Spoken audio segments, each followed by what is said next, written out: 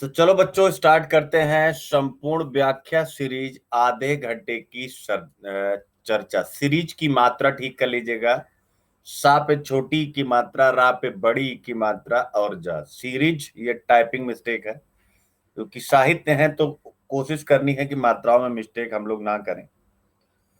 तो संपूर्ण व्याख्या यानी बच्चों इसमें केवल आज नहीं, ये लगातार अब पहले पद्य खंड की फिर गद्य खंड की व्याख्या चलेगी। एवरी मंडे टू सैटरडे चलेगी, सुबह 8:30 बजे चलेगी। आधे घंटे की चर्चा, इसका नाम है आधे घंटे की चर्चा।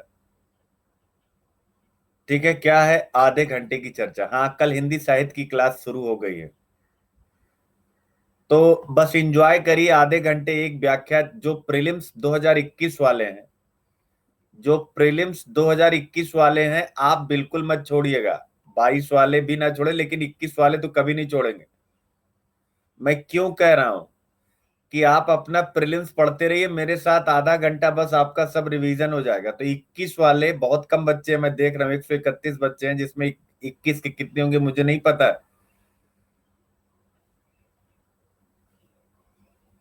बहुत बड़ी गलती कर रहे हैं 21 वाले। जो बच्चे नहीं आ रहे शेयर कर दो, सबको चले आए, क्योंकि मैं सबका भला चाह रहा हूं। मैं ऐसे कहता नहीं, शेयर ओवर करो। ये रिवीजन के लिए, हाँ आदित्य, ये रिवीजन के लिए बहुत यूजफुल रहेगा।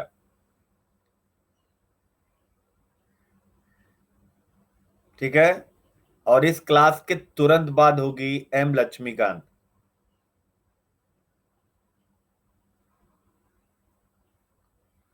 तो 21 वाले बच्चे जो नहीं आए हैं वो गलत कर रहे हैं। तो चलिए बच्चों, संपूर्ण व्याख्या सीरीज, उसके पहले अनअकैडमी का ऐड।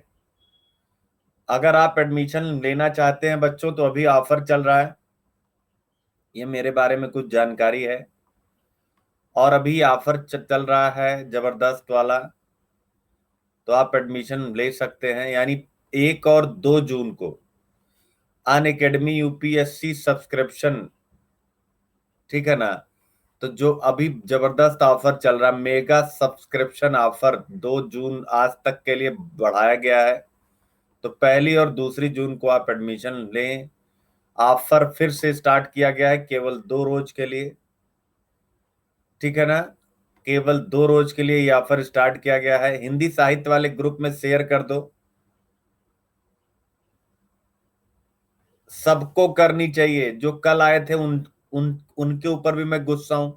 कल हिंदी साहित्य की क्लास में 300 के ऊपर बच्चे थे, यानी जो प्लस पे क्लास हो रही। लेकिन आज कहाँ सब गायब हो गए। यही है, उसके बाद सर ये नहीं समझ में आता, सर वो नहीं समझ में आता है, बड़ा तकलीफ होता है। ठीक है ना?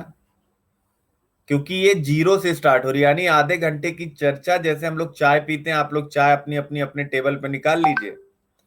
जैसे आप लोग चाय अपनी अपनी टेबल पे निकाल लीजिए, और आधे घंटे की चर्चा हमारे साथ करिए। तो प्लीज, ठीक है। और जो बच्चे एडमिशन लेना चाहते हैं, 1 और 2 जून, आज और कल मेगा ऑफर चल रहा है।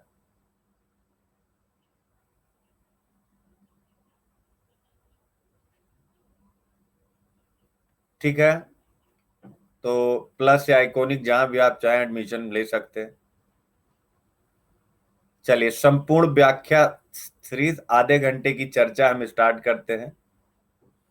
देखो, कबीर, सबसे पहले हम लोगों ने कबीर लिया है। और कबीर में मेरे प्यारे बच्चों, कबीर की व्याख्या में डायरेक्ट में व्याख्या, और जिन्होंने नहीं पढ़ा है कबीर को, डरना नहीं। व्याख्या एक टेक्निकल टर्म है, नहीं लिखने की जरूरत नहीं, सब नोट्स है। सब नोट्स है।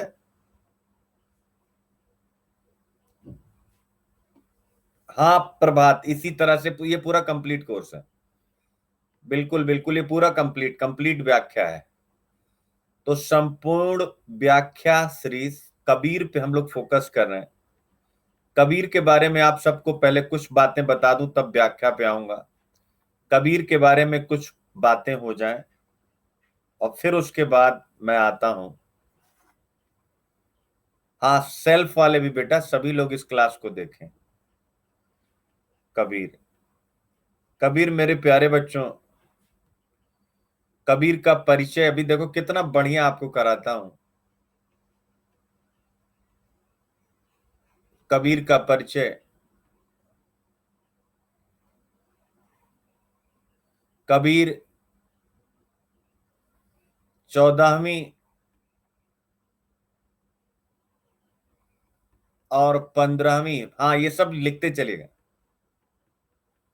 शताब्दी के भक्ति काव्यधारा, भक्तिकालीन, ये परिचय है, भक्तिकालीन काव्यधारा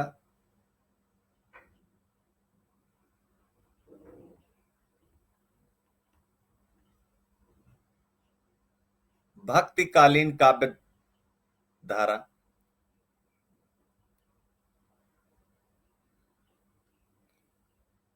से संबंधित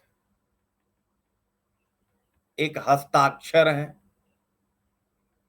हस्ताक्षर, ये सब शब्द पढ़िएगा क्योंकि यही सब शब्द रख देता है प्रीलिम्स में। हस्ताक्षर मतलब कवि हैं आप, ऐसा मान सकते हैं, महान हस्ती हैं, हस्ताक्षर यानी संबंधित हस्ताक्षर। टेक्निकल वर्ड पकड़िएगा, यूपीएससी हस्ताक्षर वगैरह लिख देता है, फिर हमारी समझ में आता नहीं, हस्ताक्षर है। अगर हम देखें तो भक्ति काल की धारा मेरे प्यारे बच्चों, यानी कौन सी धारा? काव्य धारा। तो भक्ति काल में दो काव्य धाराएं थी मेरे प्यारे बच्चों। एक सगुण काव्य धारा, मतलब हिंदी आप लोग हल्के में मत लीजिएगा, अब हिंदी साहित्य मैं बहुत डेप्थ में उतर पड़ा हूं, कल प्लस की क्लास में, आज यहाँ पर। तो ये यूट्यूब के बच्चों के लिए भी हेल्प करेगा जिनके पास पैसे वगैरह की कमी है, ठीक है ना।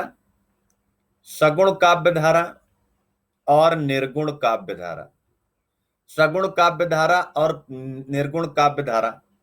सगुण काव्य धारा आप ऐसा मान लीजिए, शरीर, भगवान का शरीर, और यहां मान लीजिए निर्गुण में समझने के लिए बिना शरीर। क्या है? बिना शरीर, यानी जहां पर शरीर ना हो। निर्गुण यानी कि शरीर के साथ आराधना करा। शरीर का मतलब राम और कृष्ण का शरीर, यानी कि शरीर का मतलब उनकी छवि, मतलब केवल समझाने के लिए उनकी छवि। और यहां पर केवल छवि नहीं, यहां पर क्या है? शरीर नहीं है, केवल नाम है, केवल नाम है। तो काव्य धारा सगुण और निर्गुण। और निर्गुण और सगुण में कबीर दास जी का संबंध किससे है? कबीर दास जी का संबंध किससे है मेरे प्यारे बच्चों? तो कबीर दास जी का संबंध निर्गुण काव्य धारा से। किससे है? निर्गुण काव्य धारा से, ठीक है ना। निर्गुण काव्य धारा, बीच में कोई बच्चा डिस्टर्ब नहीं। और ये तुम जो यूजर, तुमने एडमिशन लिया है या नहीं लिया है, ऐसे मेरी निगाह से हट जाओगे एकदम से। कल तुम क्लास में नहीं थे, कल तुम्हें, कल सब बच्चों को बताया गया कि नहीं बता, ये एक ही मैसेज 50 बार भेज चुका है। कल नहीं बताया गया था कि नोट्स कहां मिलेगा?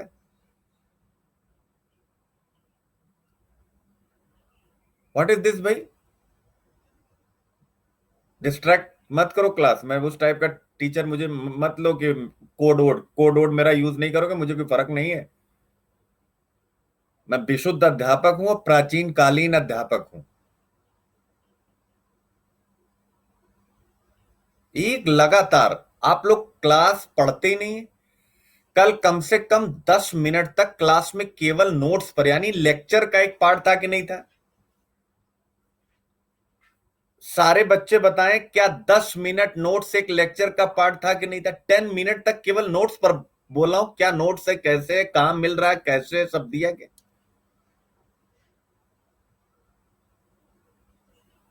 हद बात करते हैं यार आप लोग, प्लीज। चैट मैं इसलिए नहीं बंद करता हूं क्योंकि बच्चे अपने हैं, आप सब मेरे अपने हैं। किसी किसी के अच्छे प्रश्न आते हैं बेटा, प्लीज यार। जब आपके, देखिए मैं गुस्सा नहीं, मैं एक समझा रहा हूं। जब आप कोई प्रश्न पूछें, एक बार उसका उत्तर मैं ना दूं, तो इसका मतलब समझ जाइए कि सर अभी मूड में, जब उनका मन करेगा वो उत्तर देंगे। लेकिन एक ही मैसेज 50 बार, डिस्ट्रैक्शन वहां होता है जब एक ही मैसेज 50 बार आए जा रहा है। दिक्कत वहां होती, हम भी टीचर यार, हमारा रिदम टूटता, हम सोच रहे हैं कबीर में क्या बता दे, अब पता चल रहा है कि हम एक ही मैसेज बार बार स्क्रीन पे आ रहा है। ठीक है, कमेंट ना करिए प्लीज। तो सिंपल सी बात है, कबीर क्या थे? निर्गुण काव्य धारा के कबीर है। कबीर क्या थे? निर्गुण काव्य धारा के कवि थे। निर्गुण काव्य धारा, अब स्पष्ट हो गया इसका मतलब है। इसका मतलब है कि उनका जो भगवान था जिसकी वो आराधना करते थे, भक्ति काल का मतलब ही हो गया भक्ति के माध्यम से, भक्ति के माध्यम से ईश्वर को प्राप्त करना, और भक्ति के माध्यम से मानव को मुक्त करना, भक्ति के माध्यम से मानव को सिखाना कि जाति धर्म लिंग जन्म स्थान के आधार पर कोई भी विभेद मानव में आपस में नहीं होना चाहिए, कोई ऊंच नहीं कोई नीच नहीं, यही वो सिखाना चाहते थे। लेकिन यहां शरीर नहीं था, यहां मानव, यहां भगवान का नाम था। पॉइंट को समझिएगा, यहां पर भगवान का नाम था। क्या था? नाम था। अब मेरे प्यारे बच्चों, हम व्याख्या पे आ रहे हैं, बहुत चालाकी से लेके आ रहा हूं, और ये मैंने बहुत फार्मूले से, देखिए अब कबीरदास के बारे में परिचय हो गया मेरे प्यारे बच्चों। कबीर दास के बारे में परिचय हो गया। क्या थे ये? निर्गुण थे, निर्गुण भक्त संत थे, भक्त संत थे। संत कवि यानी निर्गुण भक्त थे। सब बच्चों को निर्गुण क्लियर हो गया? सारे बच्चे बताएं। निर्गुण का मतलब गुण से रहित नहीं, no no no no no no no no no no no no, गलत हो जाएगा। निर्गुण का मतलब, निर्गुण का मतलब गुण से रहित नहीं होता। निर्गुण का मतलब यहां पर है शरीर ही है। ठीक है, यानी कि आराधना उसकी करनी है, उसका शरीर नहीं, उसका नाम, उसका नाम ही, यानी राम का नाम। मेरे प्यारे बच्चों, किसका नाम? राम का नाम। तो राम है यहां, लेकिन सगुण भक्ति धारा में राम शरीर के रूप में है। अब देखिए, नाम सामान्य भाषा में मैं समझा रहा हूं, नाम। अब मेरे प्यारे बच्चों, अगर राम के नाम का मर्म बनाना है, नाम, अब राम क्या है, यानी राम क्या है, यानी उनका कहना है कि अगर आप राम का नाम सुमिरन करते हैं, सुमिरन यानी बार बार स्मरण करते हैं, बार बार स्मरण करते हैं। कौन कह रहा हूं नास्तिक है? नहीं नहीं भाई, कौन है ये? प्रतिमा द्विवेदी, गलत है। सुमिरन बेटा, जब तक मैं न कहूं कि वो नास्तिक है तब तक अपने मन से नास्तिक मत लगाओ यार। कहाँ है को अपने अपनी, अगर वो नास्तिक होंगे तो टीचर पहले ही बता देगा वो नास्तिक है। यार कह रहा हूं, नास्तिक का मतलब जो मानता ही ना हो। वो यहां लिखा हुआ राम, तो जब राम को मानते हैं तो राम नास्तिक कहां होंगे जो राम को मानेगा? सुमिरन, बार बार स्मरण करते हैं। अब मेरे प्यारे बच्चों, भगवान के नाम का बार बार स्मरण करना तो प्रत्येक व्यक्ति की अपनी क्षमता तो है नहीं। ये सुमिरन कौन कराएगा? ये सुमिरन कौन कराएगा? ये सुमिरन कौन कराएगा? ये गुरु कराएगा। कौन कराएगा? गुरु कराएगा। गुरु सुमिरन कराएगा। और गुरु जब सुमिरन कराएगा तो आपको भगवान राम से, यानी राम से मिलन जो होगा, गुरु ये सुमिरन कराएगा, और तब आपकी भक्ति स्टार्ट होगी। तो यह गुरु जब आपको राम के मर्म तक पहुंचाएगा, राम के नाम के साथ आपको जोड़ेगा, तो फिर क्या होगा? यानी कि आप राम को कब प्राप्त करेंगे? एक साधक है, वो राम को कब प्राप्त करेगा? जब उसके अंदर विरह की तीव्र वेदना आएगी। विरह यानी भगवान से मिलने की व्याकुलता। विरह मतलब व्याकुलता, मिलने की व्याकुलता। वो पिक्चर आप देखते होंगे ना, जैसे हिंदी फिल्मों में क्या होता है, हिंदी फिल्मों में काटे नहीं कटते दिन ये रात, सुना है ना? काटे नहीं कटते दिन ये रात। तो वो है बिरह उसको बोलते हैं, काटे नहीं कटते, नहीं इसको समझ हंसाने के लिए मैंने कहा, काटे नहीं कटते दिन वो रात, दैट्स कॉल्ड बिरह, यानी व्याकुलता, मिलना है। ठीक है। और फिर जब बिरह होता है और बार बार आप भगवान का नाम स्मरण करते हैं, तो प्रेमी कोई भी प्रेमी आ जाता है, तो राम भी आ जाते हैं। जैसे उस गाने में काटे नहीं कटता, फिर उधर से आता ना प्रेमी, लो आज मैं कहता हूं आई लव यू, है। तो वैसे ही फिर भगवान राम भी आपके लिए प्रकट हो जाते हैं। तो इसका मतलब है मैं कहां लेके आया इससे, मैं आपको व्याख्या में लेके आया मेरे प्यारे बच्चों। कहां लेके आया? व्याख्या में। 3 व्याख्याएं आपको पढ़नी है। पहली व्याख्या गुरुदेव को अंग, यानी जिसमें गुरु के बारे में महानता बताई गई है। दूसरे में विरह को अंग, जिसमें विरह की व्यापकता के बारे में बताया गया। और तीसरा सुमिरन को अंग, जिसमें भगवान के नाम के स्मरण का महत्व बताया गया। तो पहला है गुरुदेव को अंग, दूसरा है विरह को अंग। अंग मतलब भाग, अंग का मतलब भाग, तो विरह वाला भाग, गुरु वाला भाग और सिमरन वाला भाग। गुरु का अंग में क्या है मेरे प्यारे बच्चों, यानी 3 अंग आपको व्याख्या में पढ़ने हैं। 3 अंग आप सबको व्याख्या में पढ़ने हैं मेरे प्यारे बच्चों। पहला है गुरुदेव को अंग।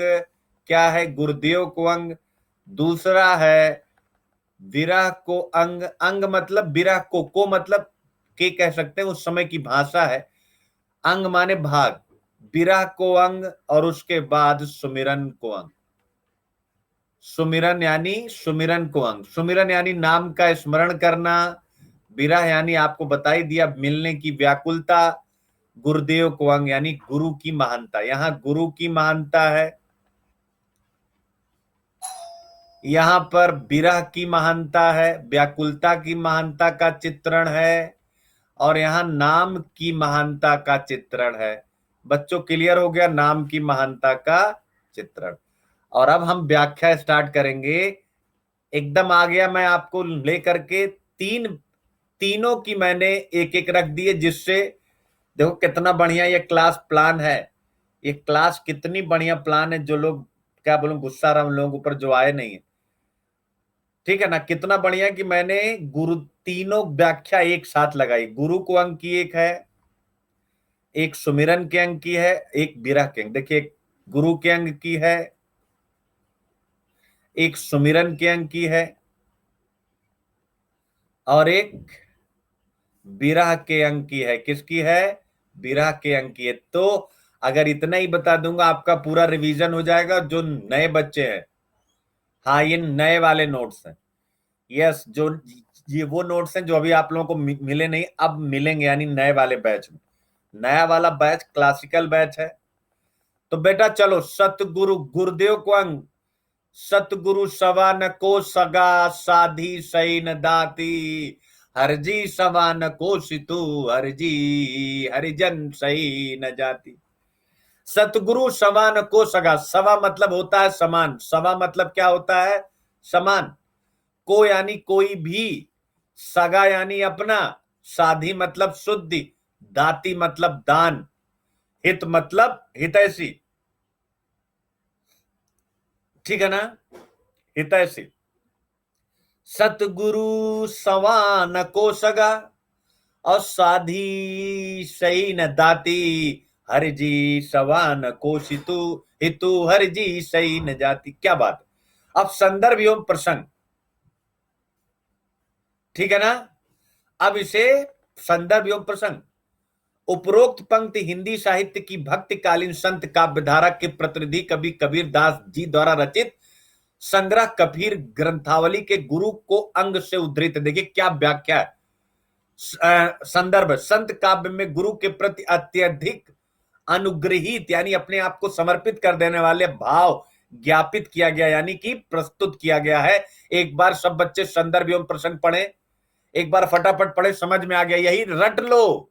रट लो, यही लिखना है हर व्याख्या में। यानी गुरु को अंग में यही व्याख्या, क्योंकि आएगी एक ही व्याख्या। 100 व्याख्या आपके सिलेबस में, लेकिन आनी कोई एक है, आनी कोई एक है। तो बस रट लिया, एकदम सॉलिड। प्रैक्टिस करनी है अब मेरे बच्चों को। अब देखो व्याख्या, सतगुरु के समान कोई भी अपना सगा संबंधी नहीं है। सदगुरु ही हमारे एकमात्र अपने हैं। और संस्कार का बोध कराने वाले साधु, साधु के समान कोई दूसरा दानी नहीं है। यानी साधु यानी गुरु हमें संस्कारों का बोध कराता है। ईश्वर के समान कोई हितैषी नहीं है, अर्थात जन्म से जाति की श्रेष्ठता नहीं है, बल्कि हरि भगवान के मार्ग पर चलने वाला ही सर्वश्रेष्ठ है मेरे प्यारे बच्चों। अब वो कह रहा बुक कौन सी है, एक बच्चा है कह रहा कि सर बुक कौन सी है। अब उसको लग गया होगा गुरु गजब का कंटेंट है, ये बुक नहीं मेरे कोचिंग के नोट्स है। ठीक है। टिप्पणी, अब देखो व्याख्या के बाद टिप्पणी, या इसे हम क्या कहते हैं मेरे प्यारे बच्चों, भाव एवं काव्य सौंदर्य। अशोक बेटा ये आपको मिलेगा, आप चिंता ना करो, ये सब आपको मिलेंगे अभी क्लास में। आप जब आपकी क्लास स्टार्ट होगी ना, अभी तो हम लोग भाषा कर रहे हैं।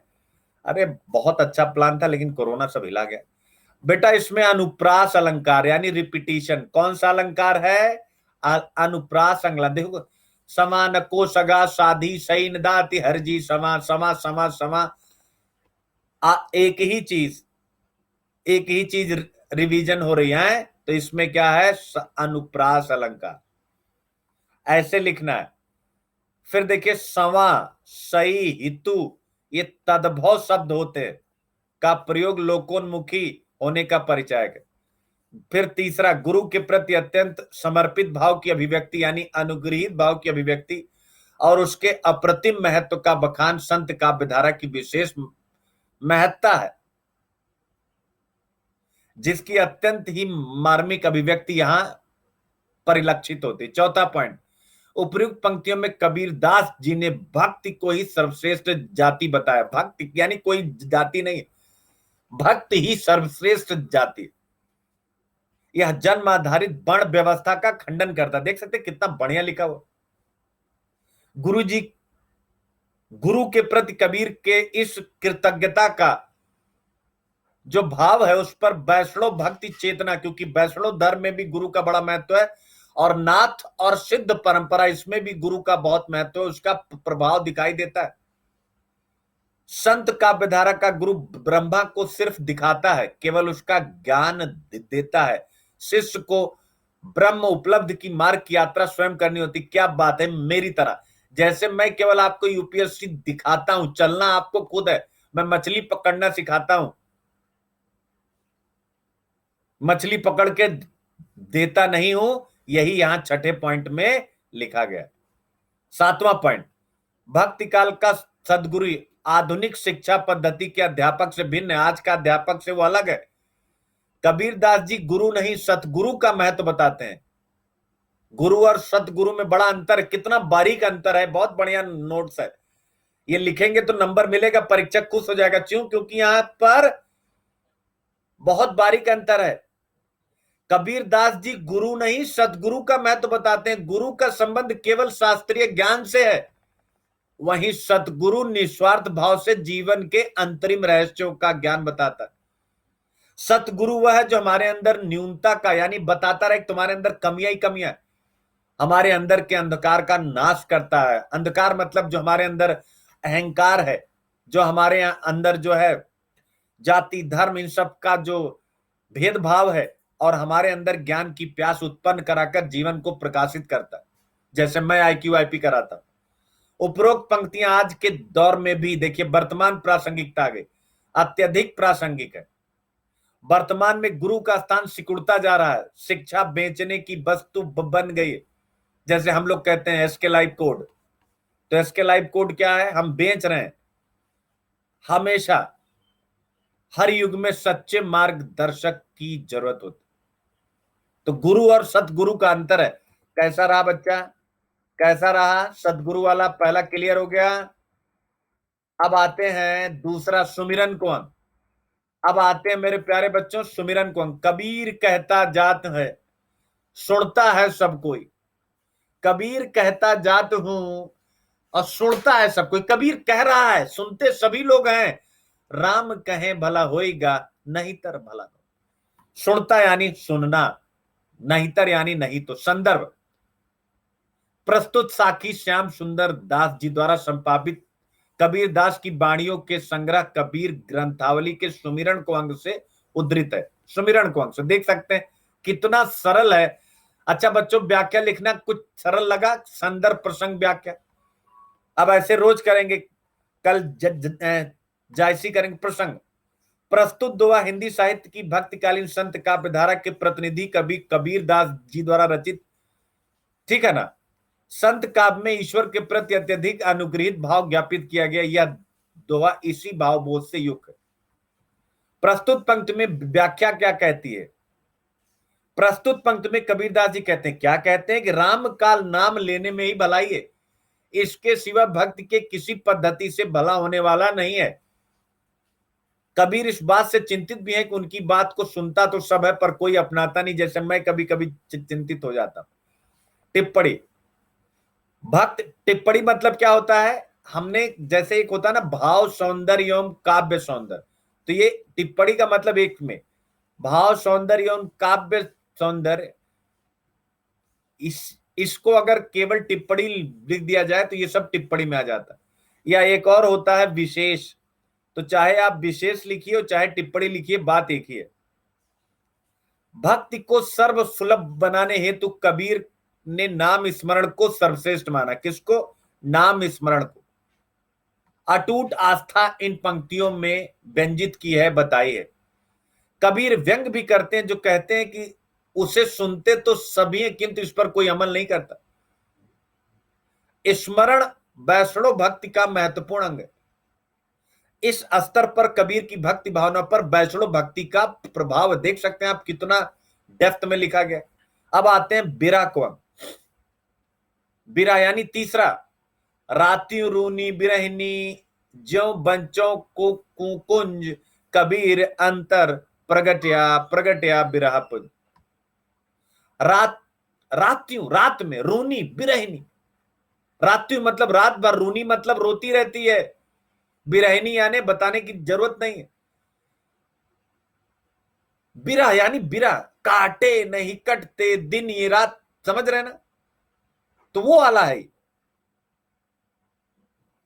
रात्यों रूनी बिरहनी, रात भर रोती रहती। जीव बच्चों को, जीव मतलब जिस प्रकार, बच्चों को कुंज अपने बच्चों के लिए, कौन? क्रौच पक्षी।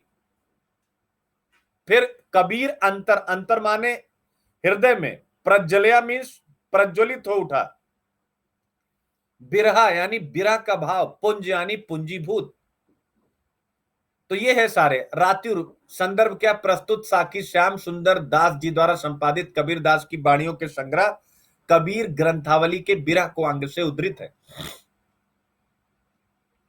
प्रसंग प्रस्तुत दोहा हिंदी साहित्य की भक्तिकालीन संत काव्यधारा के प्रतिनिधि कवि कबीर दास जी द्वारा रचित कबीर ग्रंथावली के बिरह को अंग से उद्धृत है। इसमें कबीर दास जी ने क्रौच पक्षी के माध्यम से प्रभु के प्रति बिरह की स्थिति का स्पष्ट वर्णन किया है। व्याख्या प्रस्तुत पंक्ति के माध्यम से कबीरदास क्या कहते हैं, याद रखिएगा। अध्यात्म भाव के प्रिय बिरह में, अध्यात्म में बिरह सबसे, यानी ईश्वर को प्राप्त करना चाहते हैं तो कष्ट उठाना पड़ेगा। अध्यात्म भाव के प्रिय बिरह में बिरहिणी अपने प्रिय बिरह की टीस में रात भर जागती उसी प्रकार चीखती रहती है जिस प्रकार अपने शावकों से वंचित होने पर क्रौच पक्षी का जोड़ा चीखता है। अर्थात बिरह वेदना की पीड़ा में बिरही की चीख पुकार फूट पड़ती है। भक्त का हृदय प्रभु के बिरह में जल उठा है, प्रज्वलित हो चुका है, जिसकी पीड़ा उसकी बिरह वेदना को और घनीभूत कर रही। इस प्रकार बिरह भाव प्रकट हो गया, यानी भगवान से मिलने की आकांक्षा प्रबल हो गई। अब टिप्पणी, टिप्पणी यानी विशेष, विशेष यानी इसको हम कहते हैं भाव सौंदर्य और काव्य सौंदर्य, यानी कविता में क्या क्या है ये सब मैं समझाऊंगा कल। जो नए बच्चे होंगे भाव सौंदर्य काव्य सौंदर्य कल आते ही समझा दूंगा। इस साखी में विरहानुभूति की तीव्रता यानी व्याख्या की विशेषताएं बतानी होती है, दैट्स कॉल्ड विशेष, बस कि इस व्याख्या में क्या क्या विशेषताएं हैं। ठीक है, इस साखी में विरहानुभूति की तीव्रता की सुंदर एवं प्रभावशाली व्यंजना हुई है। इसके माध्यम से कबीर ने ब्रह्म उपलब्धि के लिए विरहानुभूति के महत्व को प्रतिपादित किया। इन पंक्तियों में कबीरदास जी ने विरहानुभूति की इतनी गहराई और मार्मिकता से अंकित किया है कि सामान्य विरह वर्णन से कबीरदास जी के विरह वर्णन की विलक्षणता यानी सामान्य से अलग है, अपनी मौलिकता में दिखाई देती है। इसने साखी में प्रतीक्षा भाव यानी कि इंतजार की मार्मिक व्यंजना हुई। यह पंक्तियां एकनिष्ठ प्रेम साधना को प्रस्तावित करती है। याद रखिएगा, लोक जीवन से उन्होंने काव्य की सामग्री ली। उदाहरण अलंकार, अलंकार का एक प्रकार होता है, उदाहरण अलंकार का सुंदर प्रयोग किया। रोने की बात बार बार आई है, रोना संवेदनशीलता का विशिष्ट लक्षण है। ठीक है ना। साखी में पंचमेल सदुक्कड़ यानी विभिन्न बोलियों के शब्दों को हम देखते हैं, प्राप्त करते हैं। तो ये हो गया आपका यानी कबीरदास की व्याख्या, इस पर आप प्रैक्टिस करिए। कल हम लोग मिलते हैं, आ जाइए फटाफट एम लक्ष्मीकांत, आ जाइए फटाफट एम लक्ष्मीकांत। कल फिर मिलते हैं, संपूर्ण व्याख्या सीरीज, आधे घंटे की चर्चा, और कल मिलेंगे जायसी के साथ नागमती, विरहखंड और सिंगल द्वीप खंड। तो कल फटाफट आ जाओ, मैं आ रहा हूं इस पे एम लक्ष्मीकांत, फटाफट आ जाओ।